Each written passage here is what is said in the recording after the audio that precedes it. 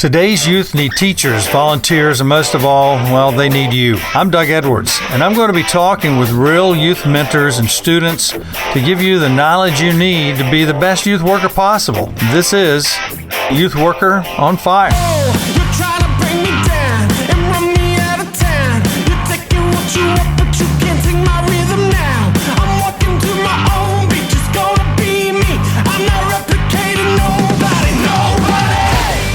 Okay, hey, Youth Worker Nation, this is Doug Edwards, and I'm here today on Youth Worker on Fire with a friend of mine that we have volunteered for each other. We've worked together on different projects, and it was a project that brought us together years ago. Her name is Darla Huddleston, and Darla has been with many companies, and the reason she's been with many companies is because she knows her purpose and the reason that she does what she does, and I'm going to let her explain that to you. Now, she is in Sumter County, and I have a thing, I call her the Saint of Sumter County, and then this happened years ago when our first project, then I called her the Saint of Sumter and Lake because she's doing stuff in both counties, and now she's just a saint because she does all kinds of counties. So, but Darla, great to have you here today. Thank you. And I'll tell you a little bit more about you, and then I want you to catch us up to date, okay? And that is that Darla has been with the Boys and Girls Clubs of America. That's been one of the projects. I don't remember all the other companies. She'll tell us about those. She's also a farm or ranch girl. Her and her husband live on a ranch. But then in between times, she is in all kinds of public schools and the secondary level. And as always, she knows how to fundraise. Here's a big deal for you guys that are youth pastors, youth workers, any of us, all of us need to learn how to fundraise. And she just got through with a major grant. I'm going to have her tell about that and how some of those things came about. But if you're doing student ministry at all, and some of you haven't been in for too long, and you're going, I don't need to know all that. Well, if you want to stay long term, you definitely need to hear what Darla has to say today, because it directly affects your students and it directly affects how far out you get to reach, because money is what turns all the tickets and what makes things happen. We wish it didn't, but it absolutely does. For public school, for churches, for sports, it does not matter. You end up having to have some dollars somewhere for something. Darla, catch us up to date and tell us a little bit about your personal life. My personal life? Mm-hmm. Well, I have 4 grandkids. That's the best part right there. There you go.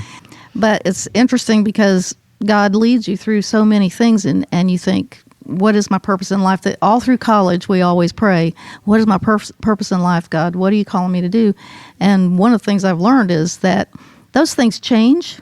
God gives you different passions and at different times, and then you take on those things that if I knew then what I know now, I would have said, I can't do that, God. That's just, I don't have the capacity to do that, and I didn't. But, he gives us the ability to do what he calls us to do. And that's one of the main things that I've learned about all this, because I run a nonprofit, and that's not necessarily my strength. It never was my strength. But even I think your spiritual gifts maybe change over the years as God needs you to use these strengths or these gifts. He strengthens those and changes those. And so one of the key things is to be willing to move with that and go where he's leading you to go. And sometimes we think, I can't give this up. This is where my heart is. This is where my passion is. But you have to be willing to make those changes. So all of it, now that I look back, and I'm getting really old now, I see the interconnectedness of all of the things that I was so passionate about all of my life, and how he's brought that all together to not only make me the person that I am, but my kids, the people they are, and this ministry, what it is. Yes. To be clear, where Darla and I met first was when we brought a lady to this county called Pam Stencil.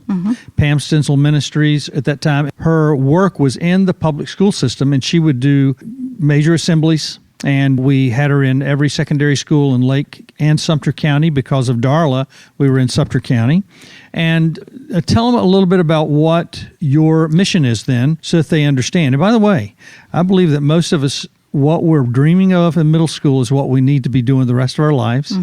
Now, some of those things change as far as that thing took us to where we need to be. But there's a lot about the most creative time in our life is middle school.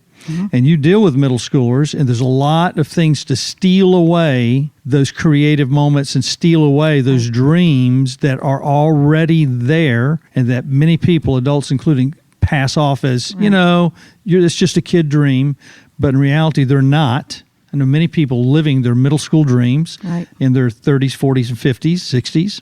And so tell us a little bit about what your mission is and why you can change organizations and keep the same mission. We established it's called E3 Family Solutions, and our elevator pitch, as they say, is equipping youth to make healthy choices, empowering parents to build strong families, and encouraging communities to be family friendly. Why we started our own 501c3 is, as you say, I had several different grants, started out working with teen pregnancy prevention, which all of that goes back to my passion for life, for pro-life. And the realization that if you can help prevent the pregnancy, then that girl has to be in that position where she has to try to make that decision.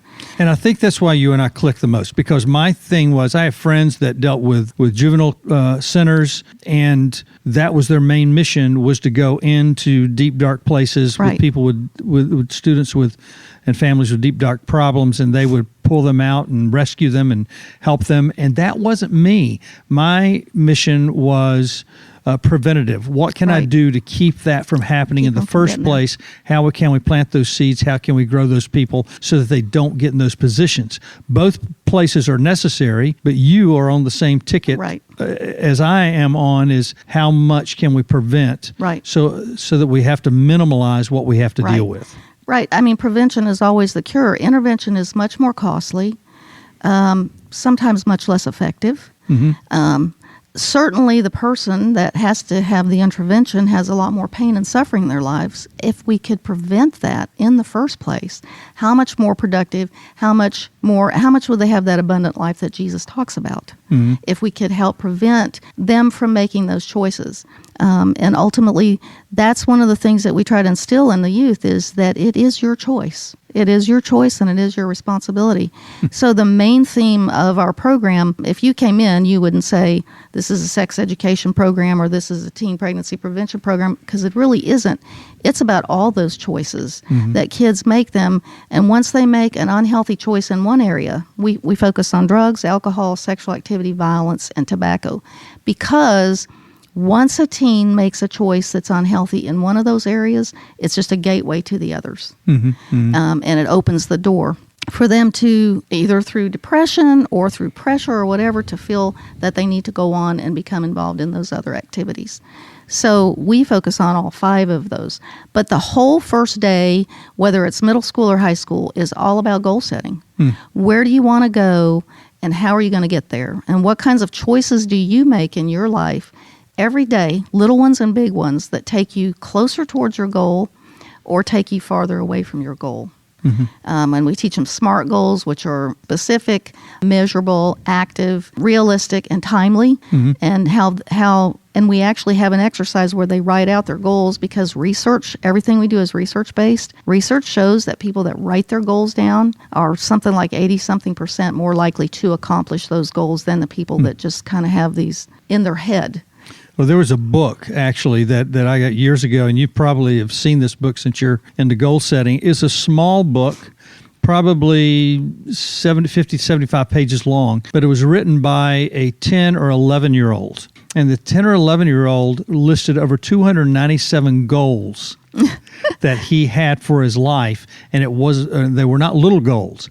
They were goals like I want to be, starting off with kid goals. I want to be the number 1 tennis player on my high school team, or I want to be scholarshiped in college for debate. But then it started listing things like, I want to become a scientist in this area. I want to become a medical doctor in this area. I want to forge the wildest rivers in the world. And he did some of those things, by the way, the wildest rivers. He decided that some of those goals were not worth it because many of the people died on some of those ventures. He wanted to climb the tallest mountains in the world. And so he had accomplished most of those goals by the time he was 40 years of age, 297 goals. And he only lacked like 3 to 5 that he had not accomplished yet. Wow. And 10 or 11 years old, wrote them down, became a book. Wow. So he must have had some encouragement along the way. I don't know. Some people are just determined, and some have encouragement. We all need encouragement, but sometimes our encouragement is like a Tim Tebow encouragement. Tell me I can't do it, and I'm going to do it. Right. And so you have these different areas. Right. One lady's written a book, and it's called, and I can't remember the name of the book, but they were defined differently. Obligers was one. The other is questioners. There's a third one I can't remember. And then the fourth one is rebels. Yeah. And the rebels are the smallest group, but they're the guys. Right. You say, hey, I want you to read this book. And they say, well, you know what? I was going to read that book, but you just told me to, and now I'm not. Right. That's right. And so you have these different categories of people and how they are motivated. So who is the number one influence in your life? 11 to 25 years of age. Yeah. And I know you mentioned besides your parents, but I still have to go with my dad. Okay. All right. I always have to go with my dad because Mom was real sick. She died when I was 15, just after I turned 15. And Dad was the one that walked me through all those tough years. We just had conversations. And Dad's thing was always... he was a Dale Carnegie instructor. Oh, wow. So he knew about public speaking. By the way, these young guys, they don't know what Dale Carnegie is. How to win friends and influence people. If you don't know that book, it's out there and people still talk about it, so get that wonderful. book. Yeah. But, audio. But his skill for me and the thing that he instilled in me was you can do whatever you want to do. And if you're interested in that, okay, we'll just get involved. So when I wanted to show horses, he actually made a horse trailer because we didn't have the money to buy one. And he bought me a $50 horse. And he said, okay, you want to show him, train him. He was an ugly horse, but I really did win a lot of stuff with him. And I trained, it was him and me. We did it ourselves. It was our accompllement. And you just don't have an excuse. I mean, your dad, Dale Carnegie instructor. Yeah. And then doing some of those things for you, no wonder you do what you do. Yeah, he was just always my motivator, always behind me, and just instilled that you can do it, but you got to work at it. He would be and always will be the number one influence in my life. And let me tell you what, youth workers, here's the deal, and youth pastors especially, we're targeting you guys, and that is, there's a Darla somewhere within your county. Maybe not in your county, but the next county over, as it was with me. Yeah. Now, she seems unique. She is highly unique. But here's the thing, is that you're going to run into people like her if you stretch yourself. And what we did was we stretched far beyond our abilities and our boundaries with the church that I was in. They allowed me to do things that Campus Life had taught me to do, Youth for Christ. Right. And so they allowed me to stretch far beyond what we were actually doing there. And as a result of stretching, we ran into each other. Yes. Go through the list of the most incredible situations that you've dealt with and how you've had to pitch this to them. Oh, yeah, it's been really interesting. It took us over 10 years in Lake County to get our program approved for the middle schools. And I'm not sure I ever convinced the administrators that it was good. I think they just said, she's not going away, so let's just open the door. But oddly enough, it was kind of my political life, my interest in that arena that kind of prepared me for all that. Because Dick Langley was one of my heroes. Yeah. But he was a fighter, and he was very much the underdog in the Senate in Florida in those days. And by the way, I did not know you guys. I don't know how I missed that. Oh, but he's the reason I was able to stay in the area financially. Really? Oh, yeah. Well, he was he was such a fighter, and he was very much an underdog. But I saw him get things done in the Florida Senate through his ability to just outsmart the others. Yeah. And he accomplished things as a Republican minority party, very much the minority then, that I think people in the majority party couldn't even accomplish. And he was conservative, so I was always on his side there. But he was very influential, and one of the things that I learned from him is one of the ways that you get things done is that you look at the situation and you say, who has the power to help you get that done?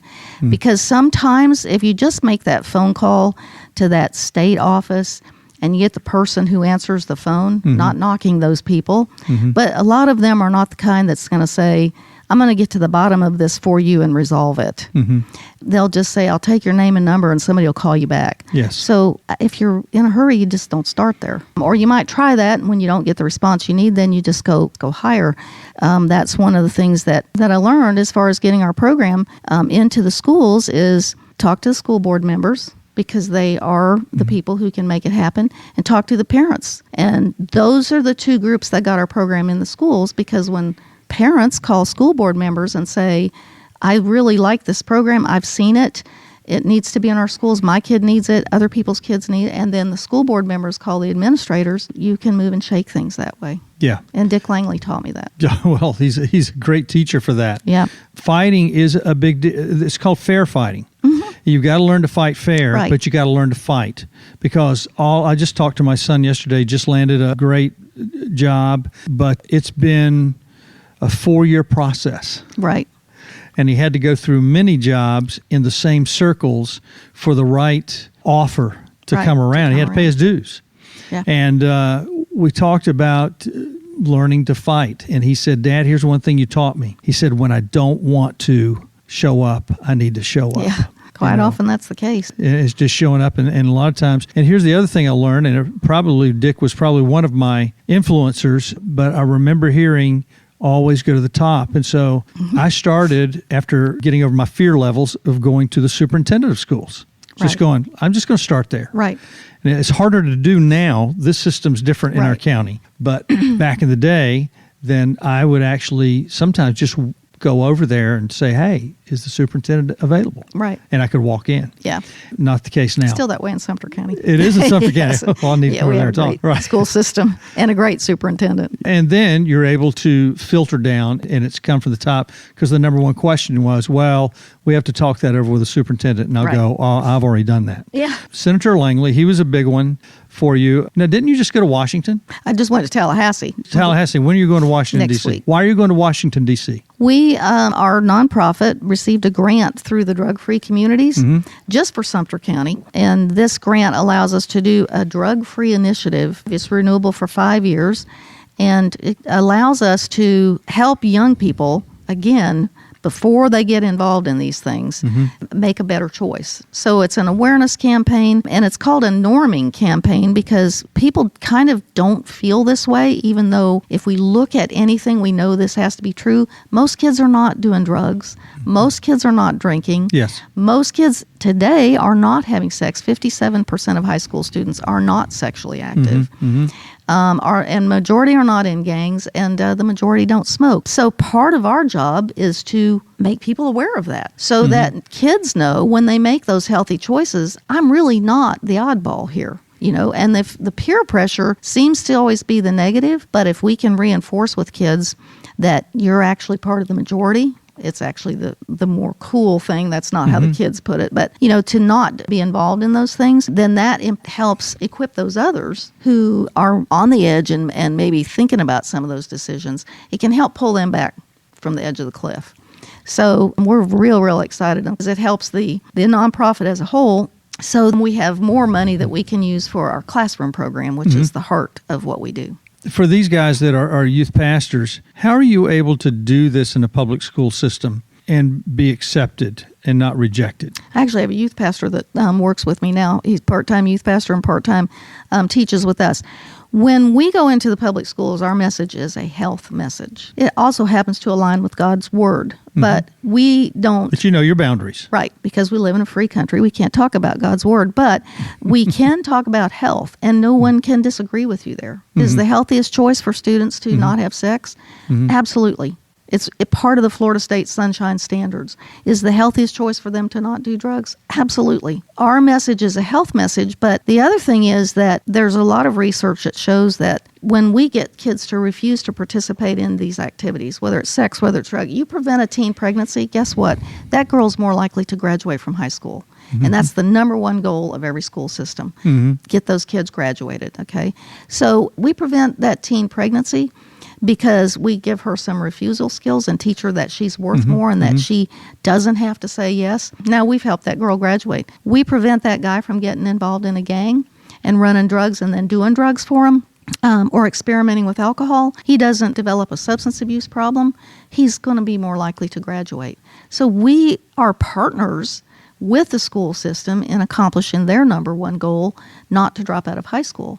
And I would say that a youth pastor is doing exactly the same thing. I know that there's a balance between entertaining youth, which a lot of youth pastors get into. It's just about entertaining them, actually having them grow spiritually, but I think it needs to be both, because those kids that are going to be your core, who really are spiritually in tune, are going to bring those other kids who are the fringe kids. They're going to bring them into your youth group and help put the social pressure, if you will, or the refusal skills in them to say, let's go do this thing.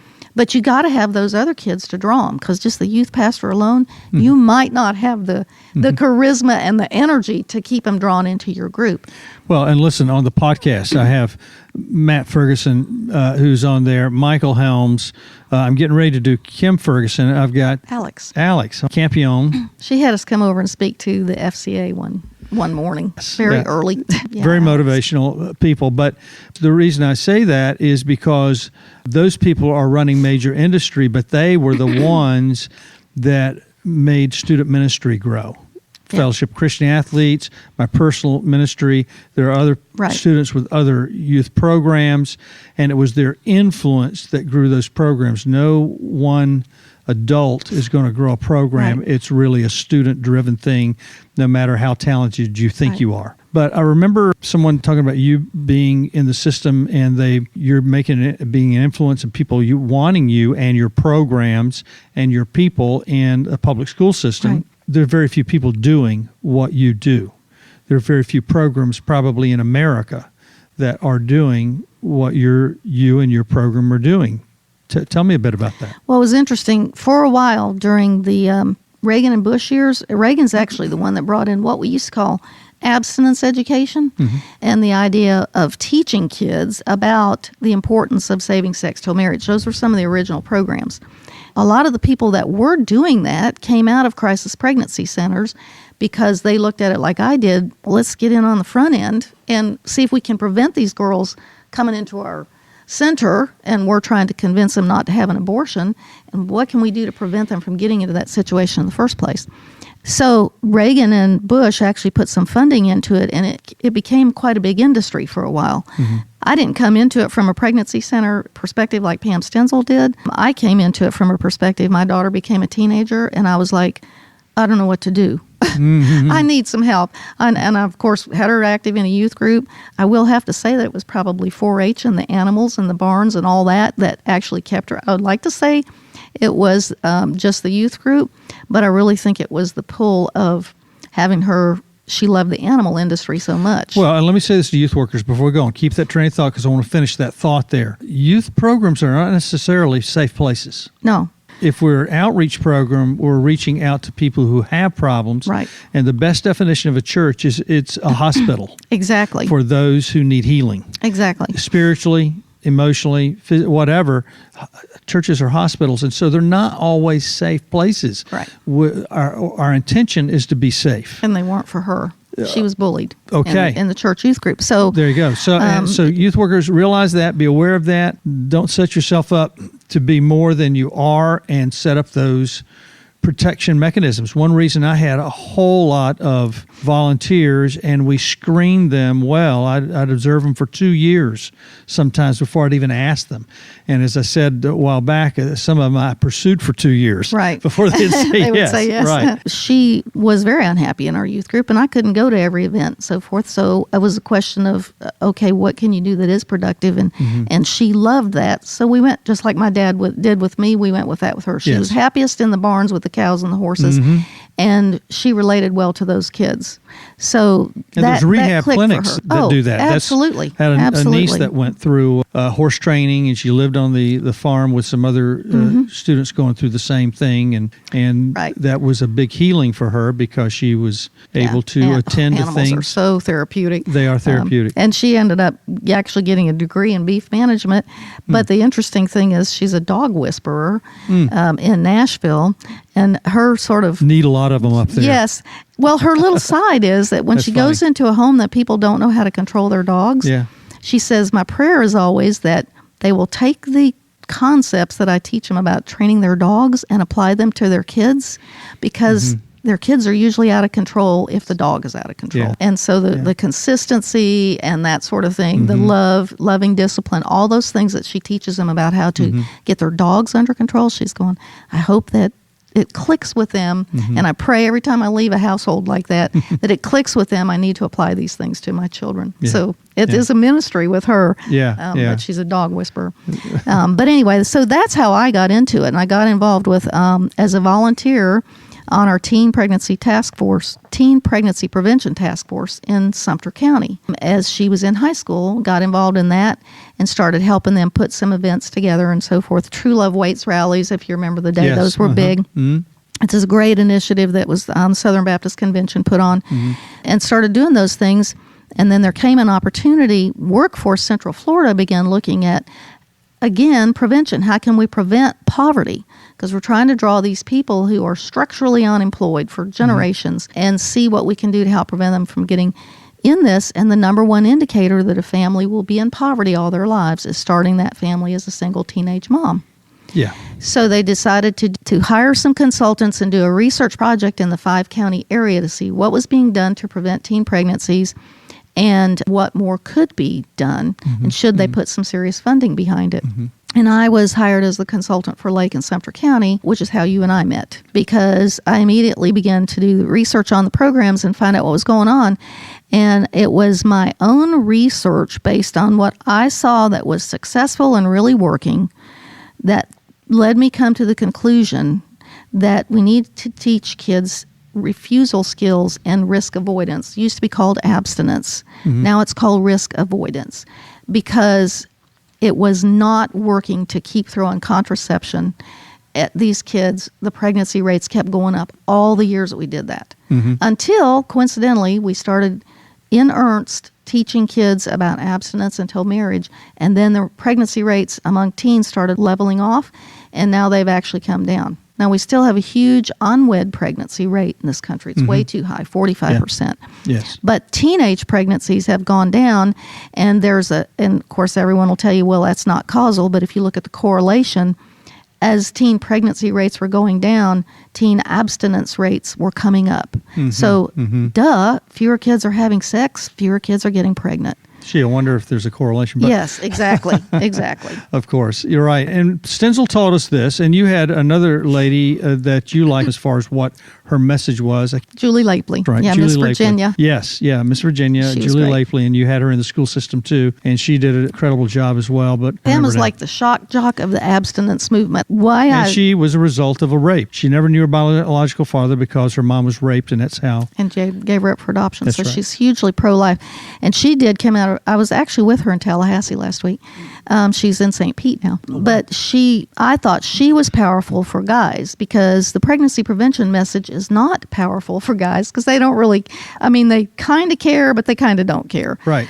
It doesn't really affect them. They can walk away, they will. Right. She hit that message really hard about the STDs, and I latched onto that and said, we need to make this part of our program too, because this doesn't need to be just all about the girls and the girls trying to say no and so forth. It also needs to impact guys. So I took that piece that I got from Pam, and just to show you how the Lord builds a program, and we started putting all that, and in my mind I'm thinking we can't just keep talking about it. We have to put this into a way that kids will remember it. So we made up games, and we played games with M&Ms, and the different colors of M&Ms were STDs. Yes, I was in on some of those games. Yeah, Yes. and so the hope is that every time they look at M&Ms after that, they'll say, oh my gosh, remember those 30 STDs they told us about in that class? But then the thing that Julie taught us was about brain-based teaching strategies. And her research showed, and this is why she did all these cute little interactive things, and even though she was doing a gym presentation, she had kids come down, she acted things out. It was very interactive.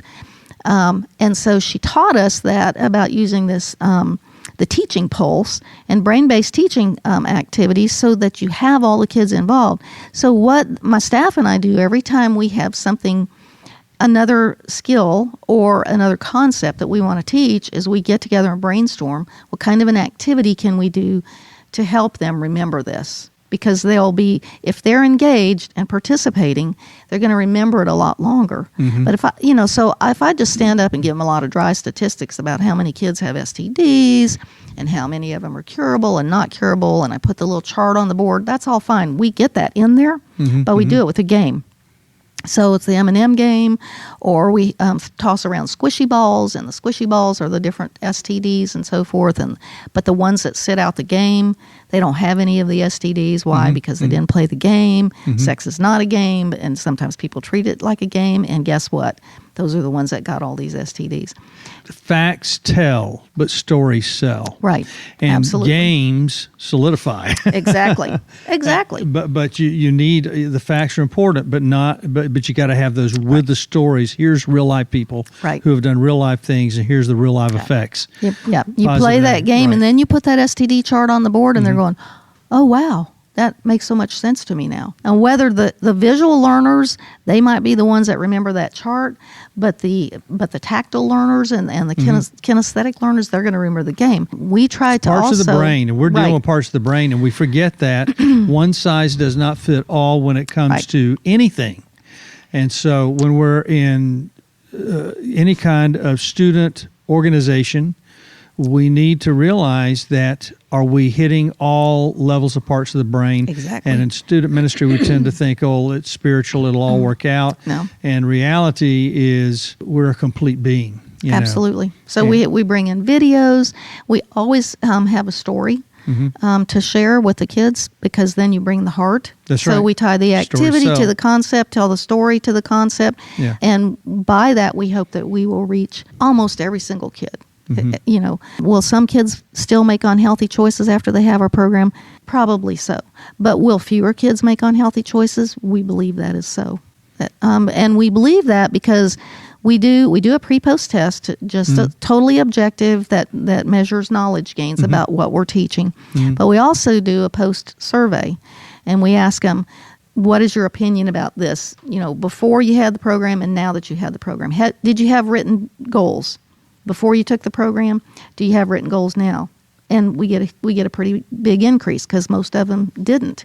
And when you were talking about middle school being the time with those, when they have all these dreams, then our job there is to help them put those dreams into goals that are actually obtainable for them. And again, associate that with, what are the choices I make now on a daily basis? So stay up all night and play video games, or figure out how to pass that algebra test tomorrow, even though I don't think it's important and I hate algebra. It's important because it's connected to that goal and that dream of where I'm trying to get to go. So what choice do I have to make? And put that responsibility back on the kids. Yes, and it is important we do that. That's why we did student missions. That's why we did middle school missions to Mexico with Mission Discovery, because they physically built a house. Right. Bottom to top. All the lumber was there. It was color coded for them, so that we still brought a contractor, because you still need to know, just because it's color coded. Knows what they're doing. Right, but when you finish as a middle schooler and you've built a house, you've moved a family in, then the same thing with these things. What a sense of accomplishment. You've brought a friend to see their change. You've done these things. You've engaged an organization. Whatever dream this is over here, all of a sudden we put the pieces together. There was a morning Saturday program during Saturday cartoons that they had about entrepreneur kids, children who would build businesses in elementary school. And I knew a person who was a kid, and at age 14, he started a cardboard box company. At age 30, he sold it for millions of dollars. Wow. Yeah. And retired, and now he does other things that are helpful for humanity, literally. Awesome. 4 kids, and on and on it goes. So, but yes, those things, and your games are important, the things that you do there.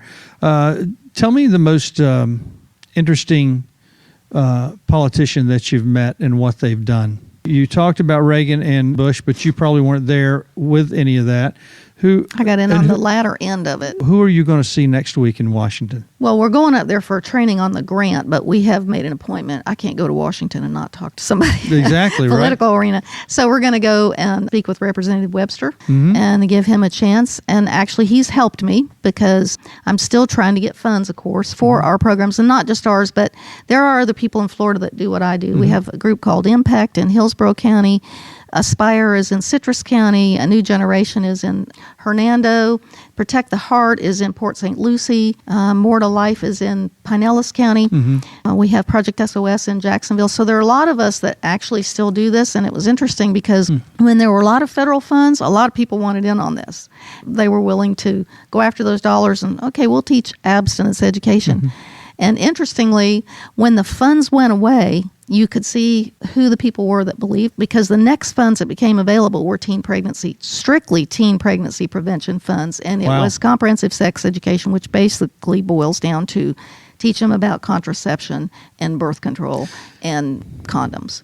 And in government, most of the time, it's about money anyway. Right. So if they're getting that money and somebody's saying yes to it, that means they did the math. Right. And they saw that we were losing money because of teen pregnancies, which we've talked about. Yes. You know, and they're going, okay, well, we better put some money here. Right. Whether we like these people or not, we want our money to stop going out. Yeah, so, and that's the reason we don't use the word abstinence education anymore, because Planned Parenthood spent several $1 million and did some studies that were from their perspective to prove that abstinence education didn't work and blah, blah, blah. When the new administration came in with a new philosophy, he took away all of the abstinence education funding and put it all in teen pregnancy prevention with only a few approved programs. So there were those of us who said, it's okay, we'll figure out how to do it without the federal dollars. Yeah. And there were those who said, oh, okay, we'll teach it that way now. We're okay with that. So the lines are more clear to us now than they ever have been before. But for those of us that stayed true to the cause, one of my very favorite people who was ever in the Florida legislature is Marlene O'Toole. And we went to her and said, here's what we're doing. Could you please come and visit our program? She did. She observed it in the classroom. She said, this is amazing. And she went back to Tallahassee, and she put in just this little small amount for us, $200,000 for the five of us to split up between us. And she helped me write it up and told me what to leave out and what to put in so that it would be a go with the legislature. And they ran it through the Department of Education. So we got those funds for 2 years. The next year, the Senate cut us out, and the last year, the House cut us out. So we decided to take a different tactic, and we decided to look at what money is there that's for accomplishing these goals and what's being done with it. And we found out about TANF funds, which are temporary assistance for needy families. But there's 4 goals with TANF. Number 1 is provide quick cash assistance to keep them from being kicked out of their house or going without food. 2 is to make them employable, to prevent out-of-wedlock pregnancies, and to build stable families. 2, 3, and 4, those are the goals. Well, you're not employable if you're a single mom with 4 kids by 4 different men. You're not ever going to be employable. I don't care how many vocational programs you're going through. Yes. Or you've been through, or how many certificates you have. So our programs are on the prevention end of those. So Representative Webster, his office actually did some research on those TANF funds, and we found out that Florida can spend those. They have those funds, millions of dollars. They can spend them how they choose to.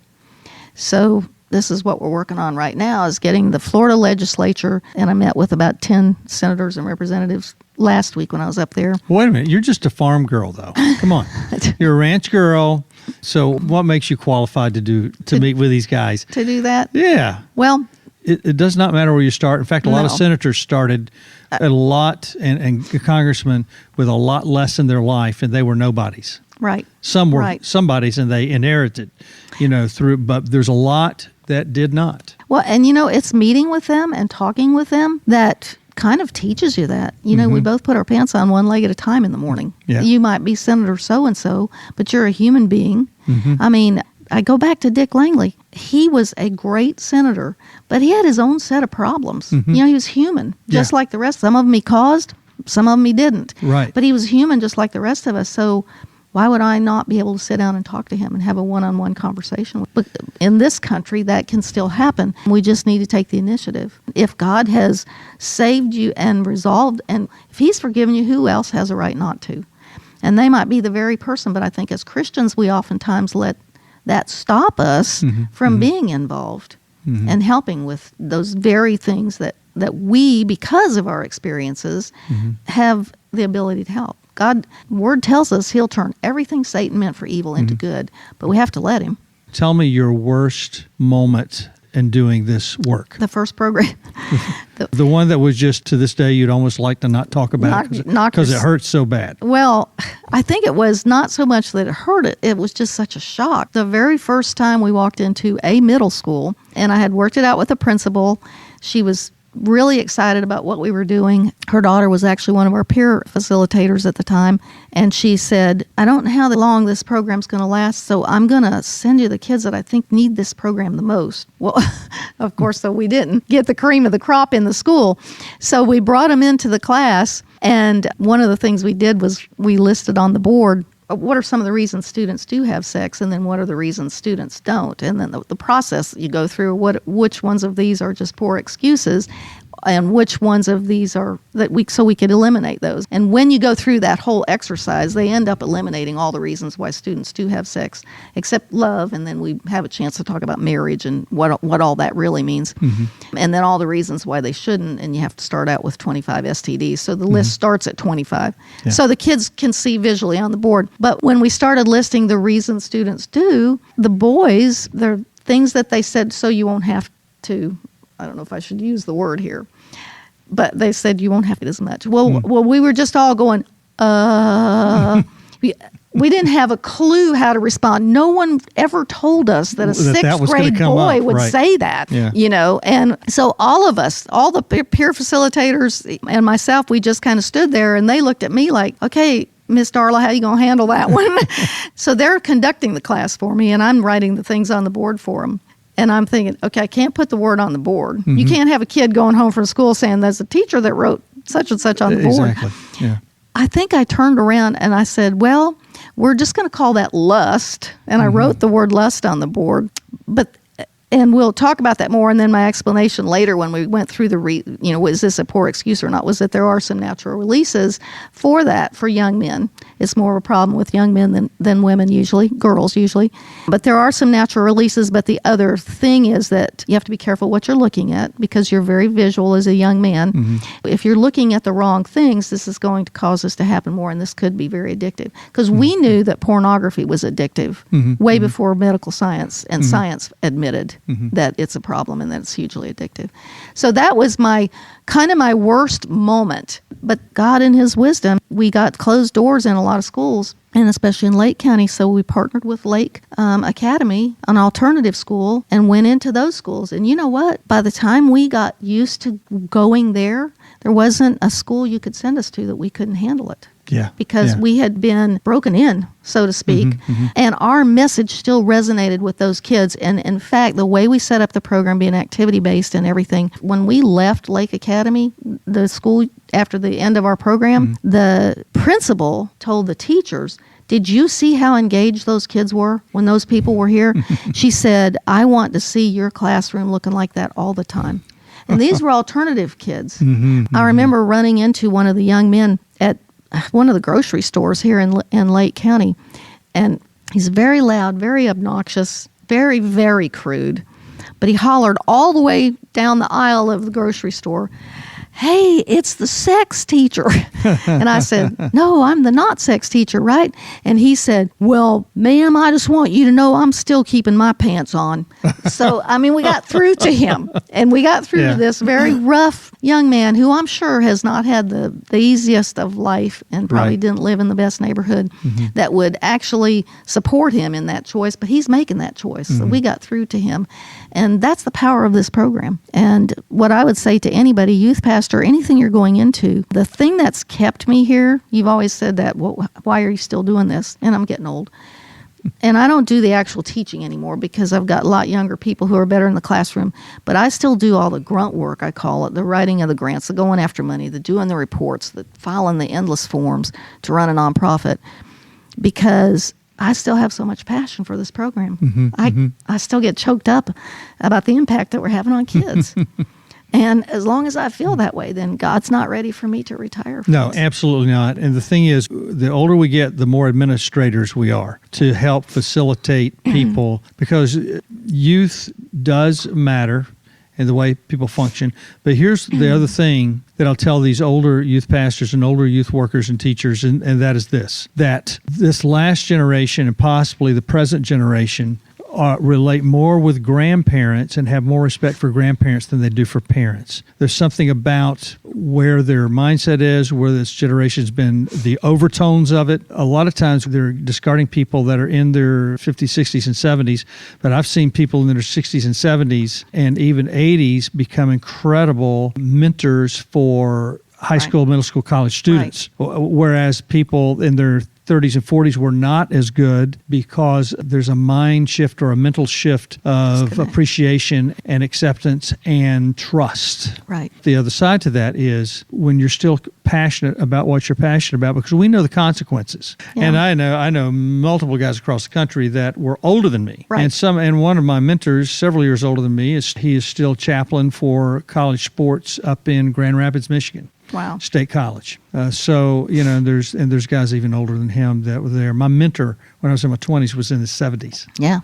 And so for student ministry. And so that sort of thing are still there. It's a matter of, though, that you keep building a program of people and of volunteers and guys. And I did this at our church, and they wouldn't do it. And I didn't understand certain things about how to press forward with some of these things, how to be a good fighter. And that is that once you reach a certain level and you develop your program, you need to press them to hire another full-time person for one of those three areas if you're in adolescent areas, 11 to 25 years of age. And they don't think of it as 25 or 22. They think 18 and you're done. And what we know is that college students are that 18 to 25 years of age are floundering, even if they've got a vocation, even if they're in college, especially if they're in college, and because it's like no reality, no real life. Well, there's science behind that. The teen brain starts changing around 11 or 12 and changes fundamentally. I mean, those years, and we have the research now to show this, are just as critical and just as important. We used to say, 0 to 5 and a person is formed, but we now know that the changes that go on in the teen brain that start about 11 or 12 are just as fundamental and just as important. But the interesting thing is that the brain is not fully, I don't want to say developed, but the connections right, that cause the adult their responses. So what you want to get the kids to do is go from using the amygdala, which is their emotional center of their brain. It's why teenage girls are drama queens and teenage boys are rather volatile because they're working no out offense of in our studio here. The amygdala. And we call it Caveman Bob or Cavewoman Jenny. Yeah. And we actually do a little skit with the kids to teach them about this is what's going on in your brain. We also do it with parents. This is what's going on in your kid's brain. And what you want them to do is get them to think out of the prefrontal cortex, which we call Professor O'Reilly. Well, obviously, a professor thinks of things and manages he's like the basic computer programming. If I do this, then this will happen. And so if I want this consequence, then I have to make this choice now. So it's the whole if-then thinking. But that doesn't finish. That is not finished developing and changing until mid-20s, early to mid-20s with girls, and mid to late 20s with guys. So guy might be 27 years old before he's fully formed. And if he stays in that caveman Bob type of thinking, and then he can go on. I mean, we've all met the 40 or 50-year-old that's still a party animal. Yes. Because he developed all of those types of habits. Can't get up and go to work. Can't turn the video games off at night, whatever it is. He stayed in that mode as a teenager. There wasn't somebody there or a young adult that was, helping him make those choices through consequences that parents apply and so forth to realize I got to turn the video game off and go study for the algebra test, which nobody wants to study for. That's why those college kids are floundering. Because they're in their early 20s. The brain is not finished. It's not a fully adult or a fully mature brain. Yeah. But it's going to mature in the type of brain that you, basically the habitual things that you do in your life, that's the type of brain that you're going to mature into. And that's why the teenage years are the most addictive time of a person's life. And I don't care whether it's alcohol, drugs, pornography, or video games, it's the most addictive time. So when you see a kid that's developing a habit of doing this over and over, even if it's somewhat not a harmless activity, it can become if it's too much. But at the same time, kids that are involved in good things, like with my daughter, it was 4-H and the animals. She had to care for something other than herself. Exactly. It ignited a certain part of her brain. Right. And so it got her out of that, I don't feel like going out and feeding the hog this morning. Sorry, it was your choice to do this project. So get out of bed and go feed the hog and, change the water in the stall, whatever the job was that needed to be done. So she's very conscientious now, but it was not because I was such a brilliant mom. It was because she took on this project and I was sure not going to do it for her. And she bought in. Right. And I didn't realize that I was developing her. Now I look back and I see, oh, that was a smart thing to do, but I didn't know that it was at the time. It was just intuitive for me because that's the way Dad was with me. Those kinds of things, I think science proves to you that is exactly what we need to do, is focus on that 20 to 27, that college and career class we used to call it, that always had like 2 kids in it.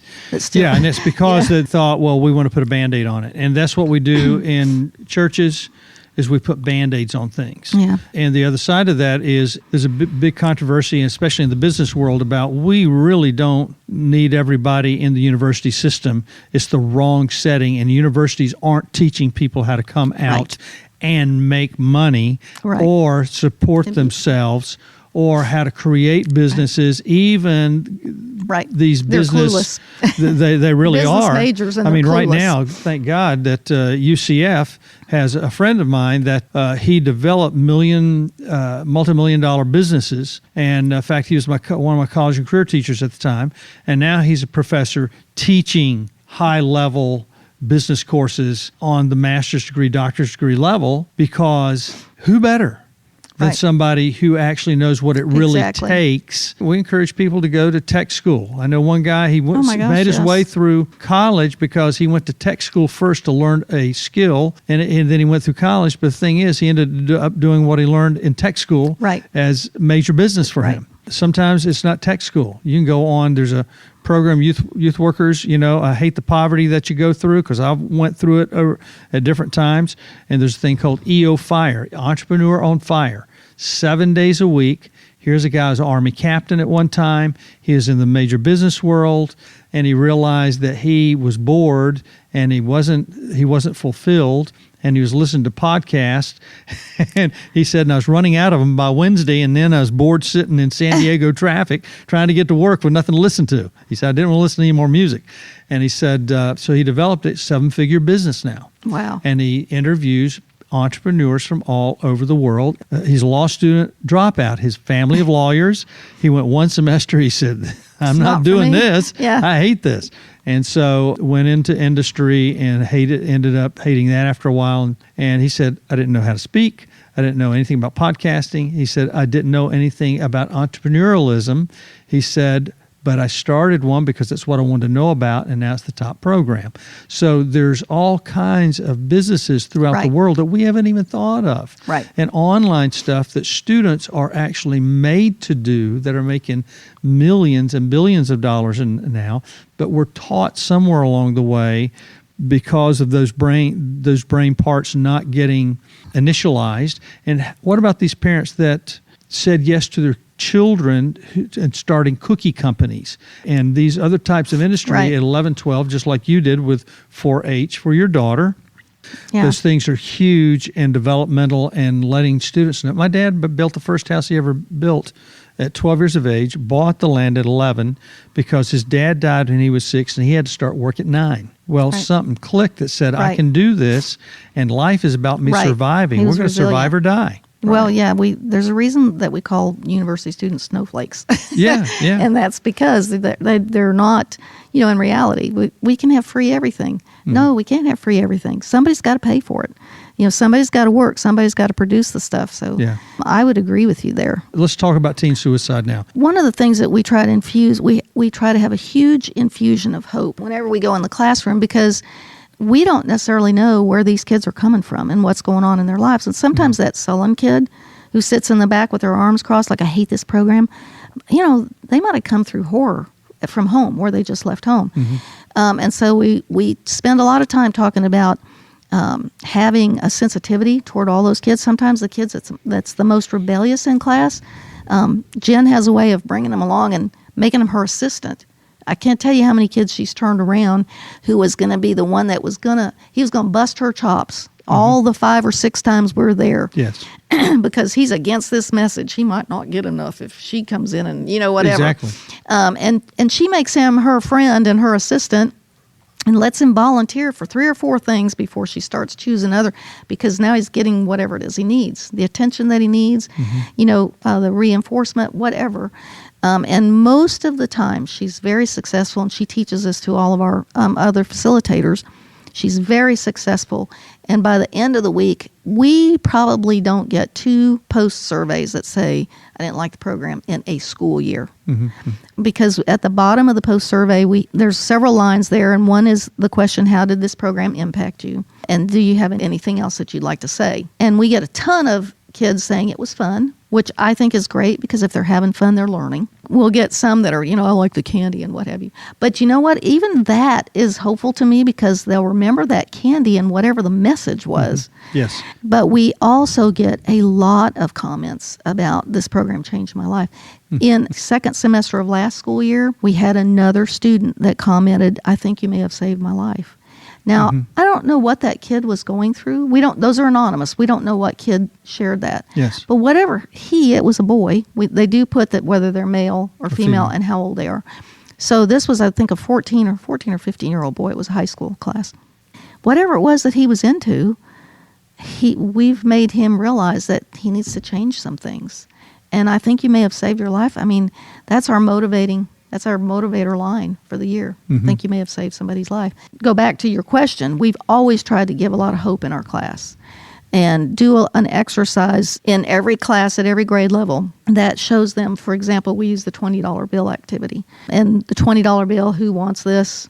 Everybody wants it, right? It's a $20 bill. And then we crush it up and so forth, and it's all crushed up and wrinkled, and who wants it? Yeah, they all still want it. It's a $20 bill. Then we throw it on the floor and stomp on it. Everybody still wants it. Then the last piece is we start calling it names. Call it bad names. We tell it it's stupid, it's ignorant, it'll never be worth anything, I hate it. And we call it all kinds of bad names, and then we spit on it. We literally spit on the $20 bill, hold it in our hand. Who wants this $20 bill now? I've called it names, I've stomped on it, I've disrespected it. Who wants it? Well, they all still raise their hands. Why? Because it's still worth $20. And so sometimes in your life, you might feel like you've been stomped on. You might be called names. It may still be happening. We don't know your life after you leave this school. You may have been disrespected. You may have been abused, but you still have value, way more value than this $20 bill. Way more value. In fact, you are invaluable because you're one of a kind. You're the only one of you out of all the billions of people that have ever been on the planet. You are unique. And we know that because we know we were created in the image of God, but unfortunately, a lot of people don't know that these days, and they're not being given that sense of value. So that is our piece for the high school class, to remind them of just how valuable they are. But what we've done now is we've incorporated, there's a new texting suicide hotline, and their rationale for this is that a lot of people in the 25 and under age bracket will not call because they're used to the social media that's a little bit anonymous, a little bit of a distance, but they will text. So it's 741-741. Real easy to remember. It's in all of our PowerPoints now, because this past year in Lake County, the first half of the school year, we had 5 suicide attempts, and one was successful. A student shot himself in the bus loop at Lake Mineola High School. So we knew that we had to even beef up our message of hope even more when we go in the classroom. That's one thing that youth pastors need to do, is they need to stay on top of all the research. They need to know what the latest thing is out there going around. How much do they know about human trafficking? Do they know how at risk their young girls are of human trafficking if they're not careful on social media? They need to find out about that because it's huge. Just went through this with a person who's very aware of all those things, that has a daughter that's had some issues. And she just went through human trafficking. Yeah. She was trafficked, and she was smart enough to, she was cunning enough to get out but it was like, what? Really? Right. And these are you wouldn't people think that are this not, would these be are vulnerable. aware people. Right. These aren't. We can't sit here, and I've always said this, we cannot sit here and think this is Lake County, this is Sumter County, it doesn't happen here. Yes, it does. Those perps don't care what county you live in. No. In fact, they're professionals. That's their profession. That's how they make money, and money talks. Let me say this, youth pastors, if you aren't a reader, you don't have time to do that, or you're not good at it, get somebody to read it for you. Get somebody to do the research on these areas for you. Yes. Great people don't do all the research themselves. They have people research for them. If you're not fast at reading or fast at research, I'm not a great researcher. My wife's a great researcher. I have friends who are great researchers, and they let me know what they found because they're going to find it twice as fast, 5 times faster than I am. But don't leave the excuse of don't use the excuse of, I'm not a great reader, I don't have time to read or any of that. Find somebody to do it for you, or get it in Audible. Audible is a great way to go to get most of your things now. If you're on iPhone, you can download an iBook, and some of those have a reading mechanism to where it will actually read it for you. Make sure that there's some way, and it's even better if you can get 2, 3, 4 people from your church doing research on different items, because that engages your church, it engages your students, have your students do reports. I mean, there's all kinds of stuff we can do in student ministry that change different parts of the brain. It is about fun, by the way. Yes. We did things because we wanted hope, and there's a scripture that's Ephesians 3:20, that he will do immeasurably more than we can think or imagine or dream or imagine. Ephesians 3:20, and there's several things. Do the missions trips, help the poor, help the poverty, help the people at your school that are in poverty. And there's students that are hungry. You'll never know it. It's too embarrassing. They're not going to let you know. There are people that are being abused by parents, by family members, by outside forces. You'll never know. They've learned how to put on a game face. But be aware of that. But also be aware that you've got people that can help you figure those things out and find those things out and have answers to that. Darla, tell us how we can get in touch with you in case we want to know more. We have a website, e3familysolutions.org, and that's E, the letter E, and the number 3, familysolutions.org. We also have a Facebook page. We'd love it if you'd like our page. That page is not geared toward teens. It is geared towards adults who are working with teens and parents and families. So we have usually at least a weekly. I try to do it more often, but it'll be something that's very informative. That'll tell you about the latest trends. For example, when 13 Reasons came out, which was all about suicide, and interestingly enough, there has been an uptick in suicide since that movie came out, but media doesn't influence us. But so we put a lot of stuff on there about that to try and give parents information about how to process that, because if they've got middle schoolers, they were going to watch that movie, and maybe even high schoolers. But middle schools, that's really the group that really watched that movie. So all of those things, but it seems like every time we turn around, when we first started this program, we didn't address any of these things. We didn't address human trafficking. It wasn't that big of an issue. We did suicide some, because that's always been an issue with teenagers. Of course, we address bullying. And so if they'll get on our Facebook page, they can keep us up. And there's a lot of sites like that. I get most of my information from newsletters that I subscribe to. And then when they bring up a topic, I will go and research and make sure it's a legitimate and so forth, and what's going on with this and what we can maybe do about it. Well, save us some time. Give us the ones that you recommend that we go read. There's one called Enough is Enough, and that is all about pornography and human trafficking. She has a weekly newsletter, so she doesn't overload you with stuff. And who is she? I can't even think of her name now. Don't worry about that. They've got the It's name of it. a nonprofit. She's going to ask for... Enough is Enough. She's going to ask... Yes, Enough is Enough. Well, it might be .org. .org. Another one is A21. Their sole ministry, they're out of California. Their sole ministry is human trafficking and rescuing. They rescue girls all over the world, but they're based in California. And these are nonprofits. They're going to ask you for some money, but that's okay. I mean, they do what they do, but they also are going to provide you with some great information. And then if you'll like our Facebook page, you'll see the Protect Young Young Minds is another really good one, especially for parents of younger kids, because they teach, their philosophy is kids are going to see pornography. No matter, you cannot isolate. So they help, especially in our digital world. absolutely. So they help parents be proactive about how to teach your kid what to do when they see it. Those are some of the better sites that I would recommend immediately for them to go to. And once you start subscribing to a couple of those, you're going to get some other things. Abstinence Clearinghouse is another one, and they're the ones that have actually informed me about some of these other groups. I get their newsletter. National Abstinence Clearinghouse, NAC. Okay. So that's a good way. All right. I have one story though that I have. Go ahead. I didn't know if you were concluding, but No, I just not really. But I wanted to hit some of those things several times, so that depending on, some people listen to a full podcast, some don't, and so several times we want to get in those addresses and things. Yeah. Go ahead. So I would say, since this is primarily for youth pastors, one of the things that I've noticed about youth pastors over the years is some of them look at youth pastoring as a stepping stone. They want to be a senior pastor, Yes. so they feel like they have to pay their dues and be a youth pastor. I don't think they've been real successful as youth pastors because it's not their calling. Right. And I think the most important thing is your calling. And if God has really given you just a sold out love for young people like he did you, Doug.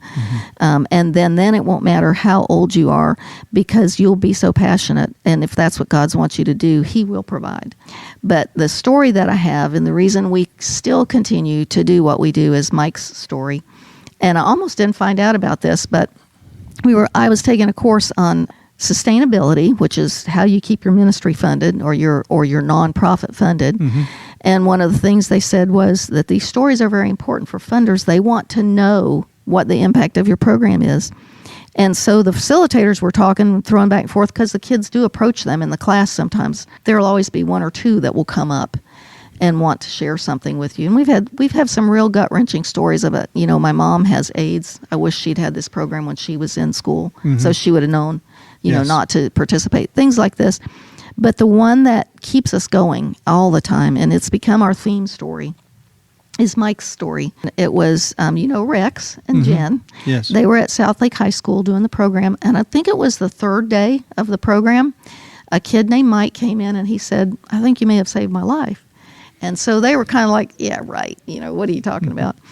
And he said, "No, I'm not kidding you." He said, "I think you may have saved my life." So just to give you the backdrop to the story, day one is all about goal setting in high school. The activity is that one kid has a balloon that just says goals, and that's the only balloon he's got. The other kid has goals, and they talk about what their goals are, whatever it is. But then they throw in, friends, peer pressure, bad friends. They throw in bad grades. Then they throw in Trixie, the girlfriend, and he gets real tight with Trixie, and they start partying, and then they start drinking, and he does things with Trixie that he didn't plan on doing, and the next thing, Trixie presents him with two presents. One's an STD, which is incurable. He'll have it for life, and the second one is a bouncing baby. And then you can't drop that balloon now, and they're trying to bounce all these balloons. You can't drop that one, DCF will be there. It's just a fun game. Yeah. And then we process it out. How do you handle all these things, and who's going to reach their goals easier and quicker? Well, it's a guy over here on the left who just got his goals. He didn't let these other things. So it's a fun activity. And at the end of that, the correlation we give them or the incentive we give them to correlate the activity is a now and later. Everybody eats now and laters. And so the theme of it is every choice you make now has a consequence later. So that's day one in the high school. So he comes in on day three, and he says, "No, I'm not kidding." He goes, we had a pastor party last night. He said, what the pastor parties are. They're unchaperoned. There's usually people there with kegs, everybody walking around in their red Solo cups. There's a lot of hotties, whatever they call them now, and everybody hooking up and stuff. But he said, I kept thinking, what if we get busted? I could get kicked off the football team, and then what's going to happen to college? He said, I couldn't get that phrase out of my mind. Every choice I make now has a consequence later. Instead, it bugged me so much, I decided I'd better leave. So I went to my buddies that I rode with, and I said, "We got to get out of here, man. This is not a good place for us to be." And they're like, "Nah, we're not leaving. We came to party." So he found another kid and convinced him to take him home, and they left the party. And he said, when I got to school this morning, I found out that those kids had been in a wreck, and they're in the hospital. And he said, so I'm not kidding you when I think you might have saved my life. So what's the impact of our program? At least one life. when I say the average youth pastor lasts 18 months, we want to go, what was your reason for getting in? Right. What is your reason for staying? Does your purpose outweigh the difficulties you're going to face? Right. Because if you don't know what your purpose is, that and your mission is far above one place, one church, one school, whatever, Exactly. then you'll always have a place to go. You'll always have a reason that you are driven to do what you're doing. Right. We do save people's lives when we give them answers that no one else gives them. Right. And you may not know it. I mean, there have been times when I've been so discouraged and I say, God, am I still supposed to be? I mean, I'm getting really old. I'd like to go to Tennessee and just play with my grandbabies. And then something will happen. The last thing that happened where God kind of said, hey, here's your kick in the rear for the day. I went to a funeral and a guy sang that Ray Bowles song. Thank you. Yeah. It was about the guy that I went to a funeral for, but I'm sitting there thinking, yeah, that could be Mike someday in heaven coming. And God will reinforce you. Another thing, when you're down like that, when I first started this nonprofit, Doug prayed for me and said for God to just send us money. And I don't know if I ever told you this story, but I put $200 of my own money and opened a checking account in E3 Family Solutions. And you prayed that prayer for me over the phone, because if you remember, I called you and I was like, I'm a little scared, yes. Doug. The federal funds are gone away. This means I have no income. Yes. And so forth. But I just feel so compelled to do this. And you prayed that money would come. And when I went to balance the checkbook for that first month, I just thought, it's my 200 sitting there, right? There was 300. And it was because the bank had this bonus if you opened a checking account that they gave you $100. Your prayer was answered right there in that first month. Go open your checking accounts, guys. Go ahead. Yeah, and I was like, okay, God, I hear you. You do want me to do this, and Yeah. you are going to answer Doug's prayer, and that still does happen. I had a youth pastor call me one time and said, we're doing Love Week at our church, and we'd like to know, could you come over? We have a check for you for $1,000. Could you come over? If not, we'll mail it to you, but could you come over? We'd like to present it to you in church. Are you kidding me? Can I drive to your church for $1,000? Yeah. I mean, that was out of the blue. I never expected that. Every time that comes, I thank the Lord, and I thank you for that prayer. Absolutely. Thank you. Thank you so much for sharing that. And that's why we do pray for each other. That's why that we encourage others to do that. And by the way, at Mark Batterson's books, if you know anything about Mark, and Yes. you do, I'm on my 7th 40-day prayer challenge. I got a few Wow. days left. I thought I wouldn't go through one. But January to January, and we're in February now to finish the next one up, because people just saying, will you do it with me? But one of the things in there was about a business. He's either a businessman or a dad, but he wasn't political per se. But he found out that in the day that the pornography stations were in between the cartoon channels. So, and they were not fully scrambled. He felt like God was telling him to go to Washington and to talk to, I think it was the Senate, and there's like 473 senators or something like that, and he had to talk to all of them to get this moved, and the bill was already up for review, and so that meant that they couldn't add anything to it. So he went to 200 plus of them, and he said, you got to tell them to do this and all this. But he said he went there, and he said after 200 some, he said, everybody's going, great idea, but you're just too late. They're not going to open that bill again. And he said, and after about 270 of them, I remember coming out and going, God, I'm just done. I can't do it. I'm done. And he said he remembered a voice in him, which he believes is God, and so do I, that said, who's doing this, you or me? He said, that's all I needed, and I had the energy again. And he said it's when I finished talking to the last senator, 473 or whatever it was, and walked across his threshold leaving, that I got a text message saying that the guy who's in charge of this bill is opening it up again and going to put your in there to fully scramble those. And this was years ago. All we know is that we do what we do, or do what we're supposed to do. Right. And some things seem extravagant and stupid. And why don't you spend your money here? Somebody's always going to say that. Why don't you spend more of your time over here? Most people don't understand. But when we're called to do a particular thing, Right. there will always be opposition, but there will always be encouragement too. Right. If we'll just show up. My buddy is a missionary, started student missions, Jack Larson. His whole sermon, and every one of us who were there, remember that sermon. Wow. And it was called Just Show Up. Just show up. What do man. you do? What do you do when you don't know what to do? You Right. just show up. What do you do when you don't know what to say to this dying person in a hospital bed? You just show up. Show up, right. Juvie center, prison. What do you do when a school. kid says Just that show word up. in the classroom that you're like, we showed up, we were there. And Yeah. it prepared us for the next for all time the rest to of just those show up? times, right. Prepare all you can. Oh, But absolutely. if you've prepared all you can and you don't know what to do next, but you know you're supposed to be somewhere, the time that you don't want to be there is the time you need to be there. Mm-hmm. The time you want to quit is the time not to quit. Right. And in fact, I talked to principals before, and they say they'll tell teachers on their worst day, this is not the day to resign. Right. Wait till you're on a good day, Mm-hmm. and then decide whether or not you need to go to do something else. That principle's everywhere. When you're training a horse, Yeah. you don't get off on a bad note. You wait till the horse does something good, and then you end the ride. My dad believed in that because my horse took off on me, and I ended up around its neck.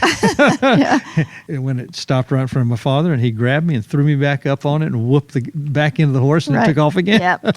Same You got to principle. end on a good note. Absolutely. Absolutely. Listen, Darla, it's just amazing to me that our friendship developed. In fact, because of your efforts as well. When we had Pam Stencil in that one time, we were trying to, the second time we brought her in, we ended up only raising $75,000. But as a result of us bringing Pam in one of those times, a place in Kissimmee has raised over $1 million to bring her program and Oh, her wow. in. So your efforts, you don't know what you're doing, guys, until you just keep Right. doing it. The results will come. Crazy things will happen. Money will be added to your bank account. Yes. You will save somebody's life because Right. something Which is better than money. bothered them in their Yeah. head, and they'll leave. Okay, Youth Worker Nation, this is Doug, and we are out from Youth Worker on Fire. But remember, you can reach us on social media. If you're Android, you can go to iHeartRadio. You can go directly to youthworkeronfire.com and get these interviews or podcasts. We have some on YouTube so that you can visually see some of the people that are just amazing people. And you have those amazing people in your life. You may not know how to approach them or how they're going to be there. You may think they're not there, but they are there. So keep reaching, keep working. When you're discouraged, don't quit. Wait till you're not discouraged if you're going to quit. Yeah. But always keep your mission and your purpose so that you know why you're going to keep doing what you do. Right. And that is the importance in life. Why are you doing what you're doing? Make sure it's the right reasons. All right, Youth Worker Nation, we're out. See ya. You've been listening to the Youth Worker on Fire podcast. If you like what you hear, please subscribe and tell your friends. Also, leave a comment and tell us what you think. Stay tuned for more informative episodes.